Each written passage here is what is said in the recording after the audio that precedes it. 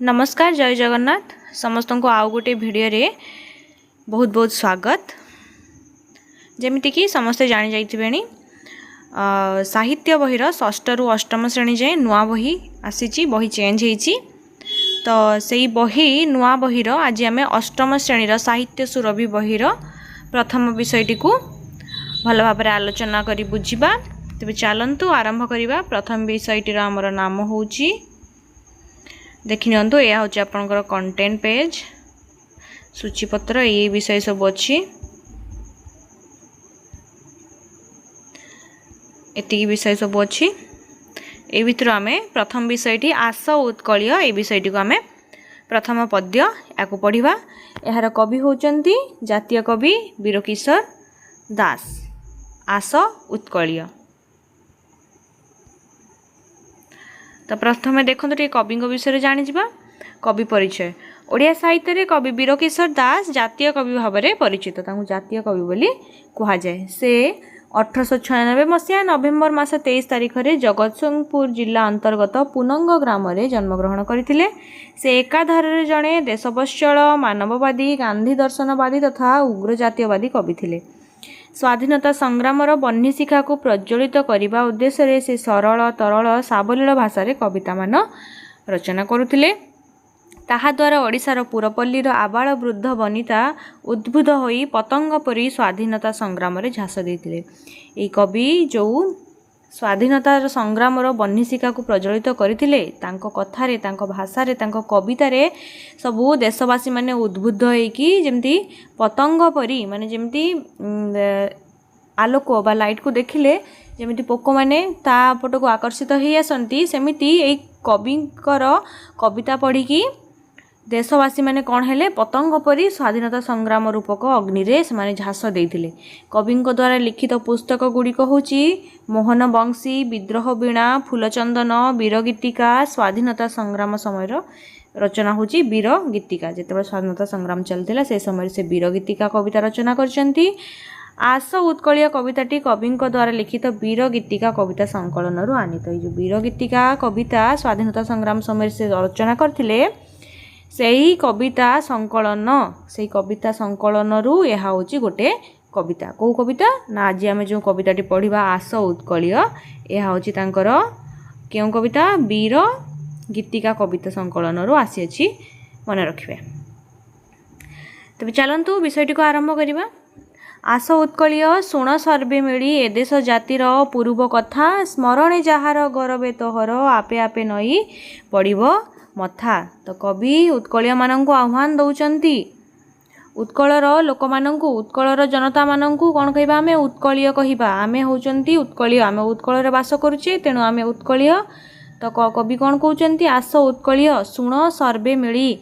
शुण उत्कलीय मानक कहते शुण सर्वे माने समस्ते समस्ते मिलमिशिकी कौन करवा ए देश जातिर पूर्व कथा ए देश ये आम उत्कलर ये आम देशर ये आम जातिर पूर्व कथा बा पुराणा कथा पूर्व यार गौरवर कथा कौन करवा स्मरणे जहार गौरवे तोहर आपे आपे नई पड़िब मथा। कहते यही जातिर यही देशर पूर्व कथा को जब तुम स्मरण करिबो बा मने पकेइबो स्मरण करिबो अर्थात मने पकेइबो।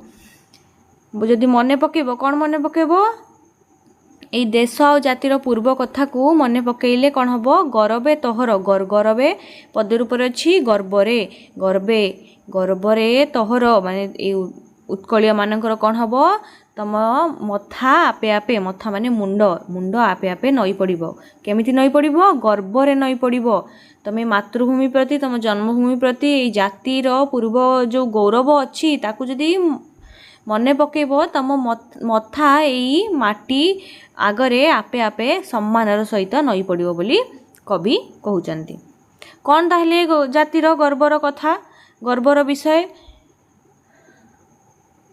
बक्सी जगबंधु चंदन हजूरी गलेणी उभई आमर पथे जसकी तांकर हेब कि मलिन अमलिन परा ताहा जगते। तो कवि कौन कहते बक्सी जगबंधु चंदन हजूरी उभई गलेणी अमर पथे जसकी तांकर हब कि मलिन अमलिन परा ताहा जगते। मलिन माने लिभि जिबा तो कवि कहते यही जो महान महापुरुष माने बक्सी जगबंधु चंदन हजूरी कथा कहते जो महान स्वाधीनता संग्रामी माने कौन ना अमर पथरे से माने उभे गले से माने कौन देश पाई जीवन देकी निज ना अमर गारे लेखि देकी गले सी मरी जाइछन्ति सत किंतु से जो देश पाई जो काम करिकी शहीद होइछन्ति सेथिरे तांकर नाम अमर गारे अमर पथरे उभे गले किंतु से सत से चली जाइछन्ति किंतु तांकर जस से जो तांकर गाथा तांकर गारिमा से कौन है ना तांकर जस केबे मलिन हेइनी से होउची सर्वदा ए जगतरे अमलिन एहा केबे लिभि पारिबो नाही एहा केबे मलिन हेइ पारिबो नाही बोली कवि कहउचंती। कौन मलिन हेइ पारिबोनी ए जो बक्सी जगबंधु चंदन हजूरी एमारंकर जो अमर गाथा ताहा केबे तांकर जो जस कीर्ति एहा केबे मलिन हेइ पारिबोनी एहा जगतरे सदा सर्वदा पई अमलिन बोली कवि कहउचंती। पाइक पुअर गारिमा जाथिला स्वाधीन जागे देला आहुति से जाति दायाद आमे तो सरबे बोली हेबा अंगे सही विभूति। पुणी कवि कौन कहउचंती पाइक पुअर गारिमा जाथिला ए आम ओडिशावासींकर ओडिशा रे सेतेबेले कौन पाइक पुओ माने बास करुथिले पाइक पुओ माने कौन करुथिले जेतेबेले भी युद्ध लागुतिला युद्ध होउतिला युद्ध समय रे पाइक पुओ माने सदा सर्वदा मातृभूमिर रक्षा करिया पई आगरे जाई छिड़ा होउथिले तांकर जो गारिमा से समय जो पाई गारिमा माने तांकर जो जस बा तांकर जो कीर्ति थिला से पाइक पुअर गारिमा जाथिला स्वाधीनता जागे देला आहुति जो स्वाधीनता पाई से माने आहुति माने निजर प्राण बलि देवा पई केबे से पछेई नथिले किए पाइक पुओ माने से जाति दायाद आमे तो सरबे बलि हेबा अंगे सही विभूति। विभूति कहले जो अग्निकुंड रे निया जली सारा पर जो तार भग्नावशेष बा जो शेष अंश रहे पाउंस भलिया ताकू कहंती विभूति।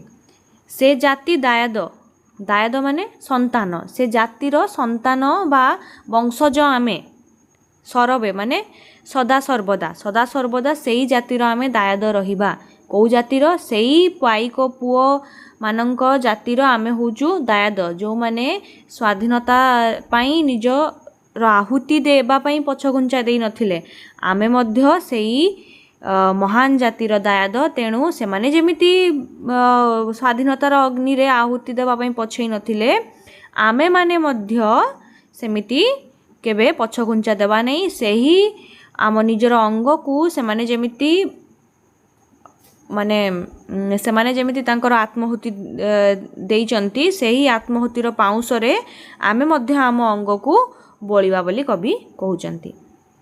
तोसाली प्रांतरे दिने बहितिला समरे वीरर रकत नई स्वाधीनता पाई प्राण देले जे पचारिले माटी जीवत कही।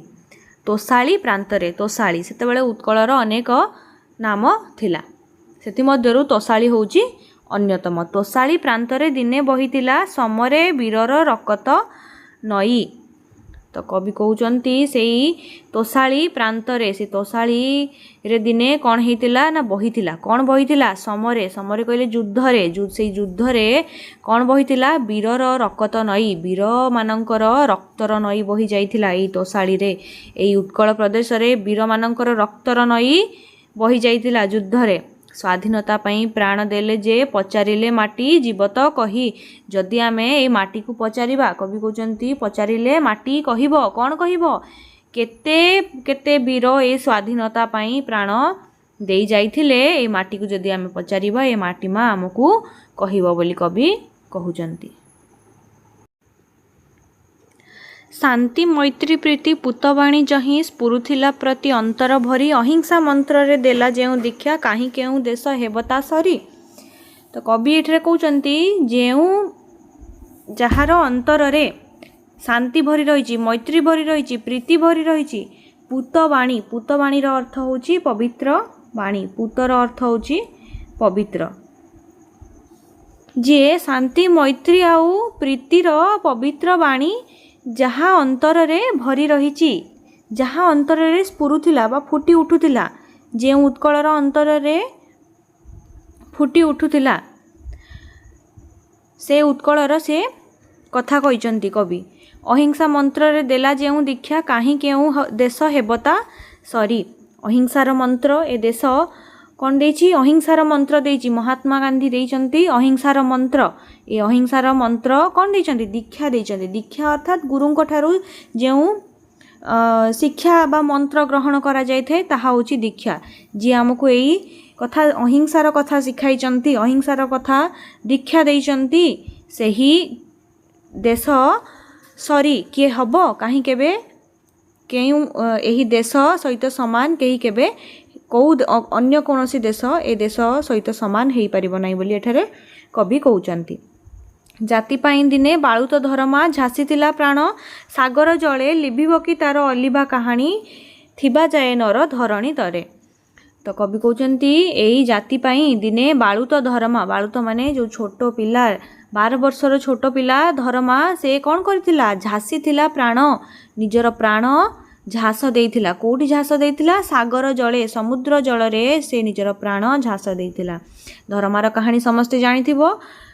ସେ କୋଣାର୍କ ମନ୍ଦିରର ମୁଣ୍ଡି ମାରି ବା ଦଧିନଉତି ମାରି କ'ଣ କରିଥିଲା? 1200 ବଢ଼େଇଙ୍କର ପ୍ରାଣ ବଞ୍ଚାଇବା ପାଇଁ ଯେଉଁ କାମଟିକୁ 1200 ବଢ଼େଇ କରିପାରିନଥିଲେ, ଧରମା ଗୋଟେ 12 ବର୍ଷର ଛୋଟ ବାଳକଟିଏ ସେ କାମଟିକୁ କରିଦେଇଥିଲା।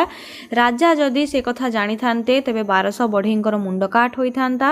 ତେଣୁ ଧରମା କ'ଣ କଲା ନା 1200 ବଢ଼େଇଙ୍କର ପ୍ରାଣ ରକ୍ଷା କରିବା ପାଇଁ, ଏ ଜାତିର ପ୍ରାଣ ରକ୍ଷା କରିବା ପାଇଁ କ'ଣ କଲା ନା ସାଗର ଜଳରେ ନିଜର ପ୍ରାଣ ଝାସ ଦେଇଥିଲା। ଲିଭିବ କି ତାର ଅଲିଭା କାହାଣୀ ଥିବା ଯାଏ ନର ଧରଣୀ ତରେ। ଧରଣୀର ଅର୍ଥ ପୃଥିବୀ, ନରର ଅର୍ଥ ମନୁଷ୍ୟ ବା ମଣିଷ। ଏ ମଣିଷ ଯେତେ ଦିନ ଯାଏଁ ଧରଣୀରେ ବାସ କରିଛି, ଧରଣୀରେ ବଞ୍ଚି ରହିଛି, ତାର ଅମର କାହାଣୀ କେବେ ମଧ୍ୟ ଲିଭିବ ନାହିଁ। କାହାର ଅମର କାହାଣୀ? ଏଇ ଯେଉଁ ବାଳୁତ ଧରମା ବା ଧର୍ମପଦର ଅଲିଭା କାହାଣୀ କେବେ ମଧ୍ୟ ଲିଭିଯିବ ନାହିଁ। ଯେତେ ପର୍ଯ୍ୟନ୍ତ ଏ ମଣିଷ ପୃଥିବୀରେ ବାସ କରୁଛି, ପୃଥିବୀ ପୃଷ୍ଠରେ ତାର ଅସ୍ତିତ୍ୱ ରହିଛି, କେବେ ଯାଏଁ ଧର୍ମପଦର କାହାଣୀ ଲିଭିବ ନାହିଁ ବୋଲି କବି ଉତ୍କଳୀୟମାନଙ୍କୁ କହୁଛନ୍ତି। ତ୍ୟାଗ ଆଦରସ ଜାତିର ମହତ୍ଵ ଦେଶ ପାଇଁ ଦେଲା ନିଜକୁ ବଳି ଦରିଦ୍ର ଜନର ବନ୍ଧୁ ଗୋପବନ୍ଧୁ ସେ ପୁଅ ମହିମା ହେବ କି କଳି। ତ କବି କହୁଛନ୍ତି ତ୍ୟାଗ ଆଦର୍ଶ ଜାତିର ମହତ୍ଵ, ଏ ଜାତିର ମହତ୍ଵ, ଏ ଜାତିର ଗୌରବ କ'ଣ? ତ୍ୟାଗ ଆଉ ଆଦର୍ଶ। ଦେଶ ପାଇଁ ଦେଲା ନିଜକୁ ବଳି। କିଏ ବଳି ଦେଲା? ଏଠି ଧର୍ମପଦ କଥା ହିଁ କବି କହୁଛନ୍ତି। ତ୍ୟାଗ ଆଉ ଆଦର୍ଶ ଜାତିର ମହତ୍ଵ ରଖିବା ପାଇଁ, ଜାତିର ଗୌରବ ରଖିବା ପାଇଁ କ'ଣ କଲା? ଦେଶ ପାଇଁ ନିଜକୁ ବଳି ଦେଲା। ଧର୍ମପଦ ବଳି ଦେଇଛି, ତା ସହିତ ଅନେକ ସ୍ୱାଧୀନତା ସଂଗ୍ରାମୀ ଏ ଜାତିର ମହତ୍ଵ, ଜାତିର ଟେକ ରଖିବା ପାଇଁ ନିଜର ଆତ୍ମ ବଳିଦାନ ଦେଇଛନ୍ତି। ଦରିଦ୍ର ଜନର ବନ୍ଧୁ ଗୋପବନ୍ଧୁ ସେ ପୁଅ ମହିମା ହେବ କି କଳି। ଦରିଦ୍ର ଜନର ବନ୍ଧୁ ଏଠାରେ କବି କହିଛନ୍ତି କାହାକୁ? ଉତ୍କଳମଣି ଗୋପବନ୍ଧୁ ଦାସକୁ। ସିଏ ସଦାସର୍ବଦା ଦରିଦ୍ରମାନଙ୍କର ସେବାରେ ନିଜ ଜୀବନକୁ ଉତ୍ସର୍ଗ କରିଦେଇଥିଲେ। ତ ଏଇ ଦରିଦ୍ର ଜନର ବନ୍ଧୁ ଭାବରେ ଗୋପବନ୍ଧୁଙ୍କର ମହିମାକୁ କବି ଏଠାରେ ଉଲ୍ଲେଖ କରିଛନ୍ତି। ତାଙ୍କର ମହିମା, ଏଇ ଗୋପବନ୍ଧୁଙ୍କର ପରି ମହିମା କଳନା କରିବା ବା ମାପିବା, କଳିର ଅର୍ଥ କଳନା କରିବା ବା ମାପିବା, ମାପି ହେବ ନାହିଁ ବୋଲି କହୁଛନ୍ତି କବି। ଗୋପବନ୍ଧୁଙ୍କର ଯେଉଁ ମହିମା, ସେ ଯେପରି ଦୁଃଖୀ ଜନଙ୍କର ସେବା କରୁଥିଲେ, ନିଜ କଥା ଭୁଲି ଗରିବ ଲୋକମାନଙ୍କର, ଦରିଦ୍ର ଲୋକମାନଙ୍କର ସାହାଯ୍ୟ କରୁଥିଲେ, ତାଙ୍କର ଏଇ ମହିମା କେବେ କାହା ସହିତ ତୁଳନା କରିହେବ ନାହିଁ ବା ମାପି ହେବ ନାହିଁ ବା କଳନା କରିହେବ ନାହିଁ ବୋଲି କବି ଏଠାରେ କହୁଛନ୍ତି। ବାଜି ରାଉତର ନାଁ ଲୁଚି ନାହିଁ, ମୁକତ ପଥର ସୈନିକ ସେହି ତରପଣ କର ସେ ନାମ ଉଚ୍ଚାରି ସ୍ୱାଧୀନ ସଂଗ୍ରାମ ଫେରାଇ ପୁରାଣ ଫେଇ। ତ ବାଜିରାଉତର କଥା ସମସ୍ତେ ସପ୍ତମ ଶ୍ରେଣୀରେ ପଢ଼ିଥିବ। ତ ବାଜିରାଉତ ମଧ୍ୟ ଗୋଟିଏ ବାଳୁତ ବୀର। ସେ 12 ବର୍ଷର ବାଳକ, କିନ୍ତୁ ସାହସର ସହିତ ସେ ଇଂରେଜମାନଙ୍କର ସାମ୍ନା କରିଥିଲେ। ଇଂରେଜମାନଙ୍କୁ ମନା କରିଦେଇଥିଲେ ସେ ତାଙ୍କୁ ନଦୀ ପାର କରାଇବେ ନାହିଁ ବୋଲି ସେ ମନା କରିଦେଇଥିଲେ। କହିଥିଲେ ନେବି ନାହିଁ ନାହା ଭାଇର ଆଦେଶ ନାହିଁ। ପଢ଼ିଥିବ ସମସ୍ତେ। ତ ସେ ସାହସର ସହିତ ଇଂରେଜମାନଙ୍କୁ ମନା କରିଦେଇଥିଲେ ନଦୀ ପାର କରିବା ପାଇଁ। ଫଳରେ ଇଂରେଜମାନେ କ'ଣ କରିଥିଲେ? ତାଙ୍କୁ ଗୁଳି କରି ହତ୍ୟା କରିଥିଲେ। ଇଂରେଜମାନଙ୍କର ଗୁଳିରେ ବାଳୁତ ବୀର ବାଜିରାଉତ କ'ଣ ହେଇଥିଲେ? ଶହୀଦ ହୋଇଯାଇଥିଲେ। ମୁକତ ପଥର ସୈନିକ ସେହି, ଏଇ ଯେଉଁ ମୁକ୍ତି ପଥର ବା ସ୍ୱାଧୀନତା ମାର୍ଗର ମୁକ୍ତ এই ସ୍ୱାଧୀନତା ପଥରେ ସେ ଜଣେ ବୀର ସୈନିକ। କିଏ? ବାଳୁତ ବୀର ବାଜି ରାଉତ। ସେ ଜଣେ ସୈନିକ ଭାବରେ କବି ଏଠାରେ ତାଙ୍କୁ ଉଲ୍ଲେଖ କରିଛନ୍ତି। ତରପଣ କର ସେ ନାମ ଉଚ୍ଚାରି ସ୍ୱାଧୀନତା ସଂଗ୍ରାମ ପୁରାଣ ଫେଇ। ପୁରାଣ ଫେଇର ଅର୍ଥ ଇତିହାସ ବା ପୁରାଣର ପୃଷ୍ଠା ଖୋଲି। ଇତିହାସର ପୃଷ୍ଠା ଖୋଲିକି କ'ଣ କର? ତରପଣ କର। ତରପଣ ଅର୍ଥାତ୍ ତର୍ପଣ। ତର୍ପଣ ମାନେ ସମ୍ମାନ ବା ଶ୍ରଦ୍ଧାଞ୍ଜଳି ଦେବା। ତର୍ପଣର ଅର୍ଥ ସମ୍ମାନ ବା ଶ୍ରଦ୍ଧାଞ୍ଜଳି ଦେବା। ତ କବି ଏହି ବୀରମାନଙ୍କୁ ଇତିହାସର ପୃଷ୍ଠା ଖୋଲିଲେ ଯେଉଁ ବୀରମାନଙ୍କର ନାମ ଆମେ ଦେଖିପାରିବା ସେମାନଙ୍କୁ ଆମେ କ'ଣ କରିବା? ସମ୍ମାନ ଜଣାଇବା। ତାଙ୍କ ନାମ ଉଚ୍ଚାରଣ କରିକି ତାଙ୍କ ନାମ ମନେ ପକାଇକି କ'ଣ କରିବା? ତାଙ୍କୁ ସମ୍ମାନ ଜଣାଇବା ବା ଶ୍ରଦ୍ଧାଞ୍ଜଳି ଦେବା ପାଇଁ କବି କହୁଛନ୍ତି। କାହାକୁ?